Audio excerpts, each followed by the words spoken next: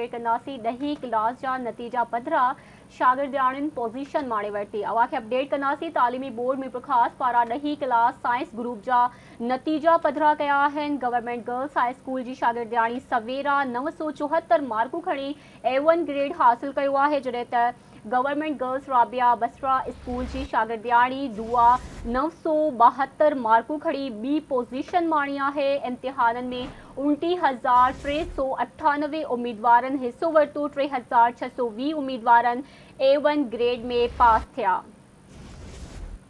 Update कंदासीं इम्तिहाननि में 14,746 उम्मीदवारनि A ग्रेड, 8,888 उम्मीदवारनि B ग्रेड माणियो। अवां सां अहम ख़बर शेयर कंदासीं मीरपुर ख़ास का हिकु भेरो ॿीहर 10हीं क्लास जा नतीजा पधरा शागिर्दाणियुनि पोज़ीशन माणे वरिती।